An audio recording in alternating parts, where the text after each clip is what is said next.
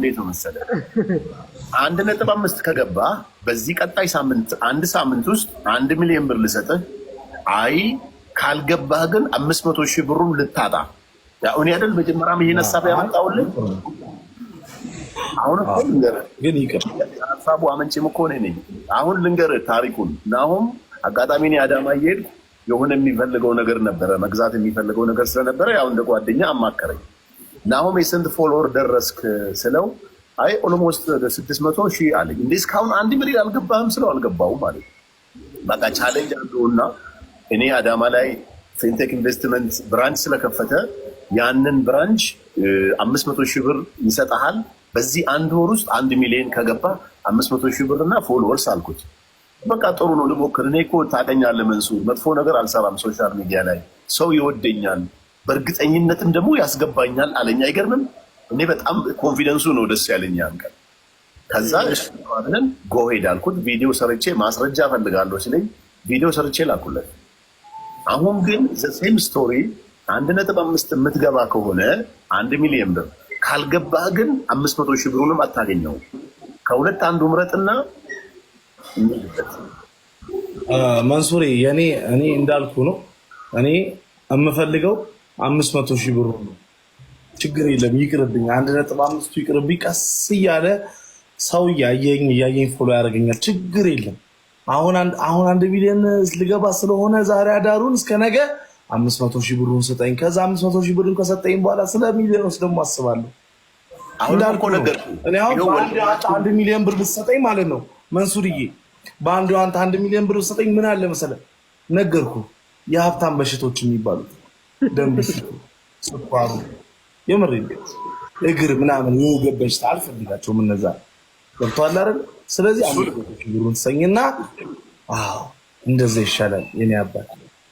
ምንም ችግር የለም ናሆም። እኔ ትልቁ ነገር ምንድነው መሰለህ ከአንተ ጋር ያለውን ነገር ምን ያክል ማህበረሰቡ እንደሚወድ ምን ያክል አንተ ብዙ የሚወዱ ሰዎች እንዳሉ ያየህበት ነገር ነው።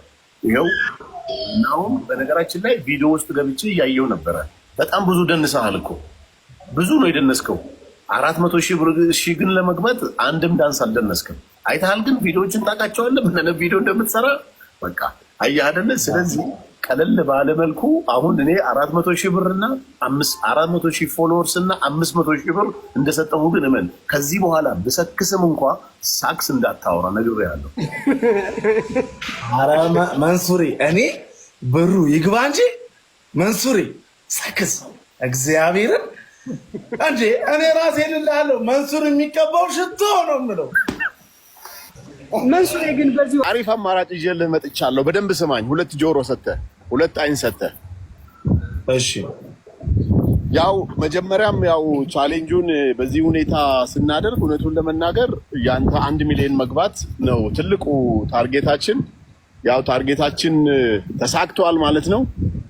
እናም ደግሞ እንደ ቢዝነስም ፕሮሞት ማድረግ ነው። እናም ደግሞ 500,000 ብር ለአንተ መስጠት ነው። ግን አሁን እኔ ምን አሰብኩ መሰለህ እንደ ስራ ያዘው ልጅ እኔ ጋር ነው የሚያለቅሰው። እሺ እንደ ቻሌንጅ ያዘውና በዚህ ሳምንት ወይ ደግሞ በ2 ሳምንት ውስጥ 1.5 የምትገባ ከሆነ እኔ 1 ሚሊዮን ብር ልስጥህ። ካልገባህ ግን 500,000 ብሩን አትወስደውም። ምርጫው ያንተ ነው።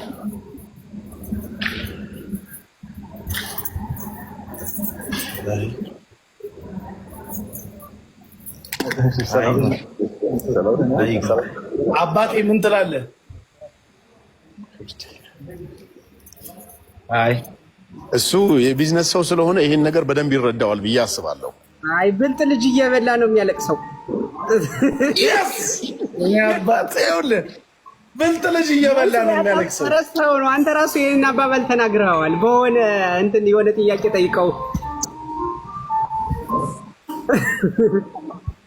ለምን መሰለህ ብልጥ ልጅ እየበላ ነው የሚያለቅሰው። መንሱርዬ ገባኝ። አይ ያው እኛም የተሻለ ነገር እንድታገኝ ከማሰብ ግን እንዳልኩ ነው 1.5 ካልገባህ 500,000ንም አታገኘውም። ዋይ እንትን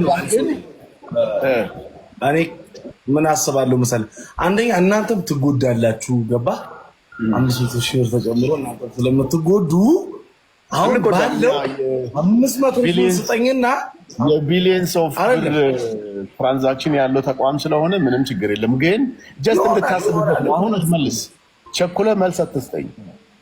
ግን ኧረ እኔ ችግር የለም። እኔ አልፈልግም መንሱሬ፣ እኔ አልፈልግም፣ እውነት አልፈልግም። ከፈለግ ማለት ነው 500 ሺህ ስጠኝና ማለት ነው 500 ሺህ ነገ ትሰጠኝና ማለት ነው። ከዛ 2 ሚሊዮን ከገባ 1 ሚሊዮን ብር በለኝ። ኖ እሰጥሃለሁ። እኔ ብርህን ነው እሰጥሃለሁ እኮ። ግን እኔ ያሰብኩት ምን መሰለህ 1.5 ግባና 1 ሚሊዮን ብር እናድርግልህ። ካልገባህ ግን 500 ሺህ ብሩንም ታጣለህ። ይሄ እኮ ያው የስራው ባህሪ ነው እኮ ቢዝነስ። እኔ እባክህ ተው፣ ብር ሲበዛ አልወድም። እኔ ብር ሲበዛብኝ ለእኔም ጭንቀት ነው። አልፈልግም፣ በእውነት አልፈልግም። ደም ግፊት፣ ብርን ተያይዘው የሚመጡ በሽቶች አሉ። ገባ? ደም ግፊት፣ ብዙ ነገሮች አሉ። ነጋዴ ስላልሆንክ ነው እንጂ ይሄን አማራጭ ለሱ ብትሰጠው፣ ይሄ እሱ ሀብታም ነጋዴ ነው። ቀንና ማታ ሰርቶ ያችን 1 ሚሊዮን ብር ማግኘት ነው የሚሞክረው እንጂ 500ውን ይሻይልም ነበር። አይ እኔ ደም ግፊትንም አልችልም። ተው እባክህ ይቅርብኝ። ግን መንሱሬ የመጀመሪያው ሚሊዮን እኮ ከመጣ አሁን ኦልሬዲ ልጁ እኮ ግማሽ ሚሊዮን ነው የሚባል 500 ሺህ አይባልም። በነገራችን ላይ ግማሽ ሚሊዮን ነው። አሁን የመጀመሪያው ሚሊዮን ከተሳካሽ ሌላው ሚሊዮን እኮ እያሽቃበጠ ነው የሚመጣ። በጣም ምንም ችግር የለም። ያው ስለዚህ ዝም ብሎ የሚከብደው የመጀመሪያው ሚሊዮን ነው። የመጀመሪያው ሚሊዮን ነው የሚከብደው። ከዛ በኋላ ያሽቃብጣል። ያው ታውቀዋለህ መንሱሬ። ስለዚህ አልሸሹም ዞር አሉ ነውና ግማሽ ሚሊዮን ይውሰድ። ከዛ በኋላ ወደ ሌላው ፕላን እንሄዳለን ነው። ሌላ ቻሌንጅ ነው።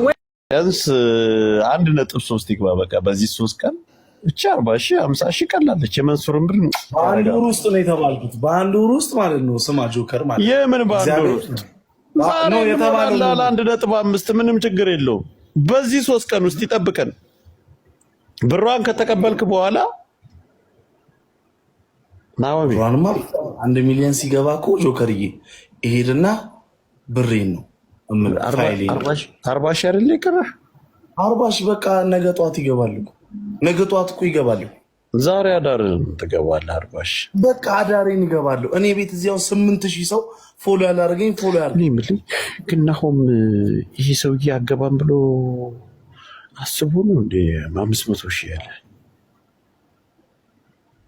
እንዴት ብሩን መጨመር ነበረበት? አዎ እንዴ ብሩ እኮ 8 እንኳን ማድረግ ነበረበት እኮ ነው። እኔ 4 ዓመት ያልሞላሁትን 1 ሚሊዮን እኔ በ3 ቀን ይገባል ብዬ እኔ እንዴት ላውቀው እችላለሁ? አልገባም ብለህ አንተ አምነህ ነበር? እኛ እያለን አትጽፍልኝም ነበር ለኔ? እንዴ እኔ በምን ላውቀው እችላለሁ? በቃ ህዝቡ እኮ እንዲሰራ ማለት 10 ሰው 5 ሰው ከአንድ ጊዜ ከሰራለ እንደምታየው ነው። ብዙ ሰው ነው ይሰራል። 1000 ሰው እንደ ቻሌንጅ እኮ ነው የተሰራው እኮ። እግዚአብሔር ምስክር እንደ እሱም አትገባም ብሎ ነበር። ግን 8 እንኳን ካት ቢሆን ነው እዛች ላይ የሆነ ነገር ጨማምረን ከእግረኝነት ተወጣ ነበር። እግረኛ አይደለም። የኔ አባት እኔ እኮ ታሳዝነኛለህ። አላሳዝንኩም። አላሳዝን ነው መንሱር እዚህ ይምጣና ቃል ይግባ። በቃ እኮ ፎላር ቪዲዮ ስሩለት በቃ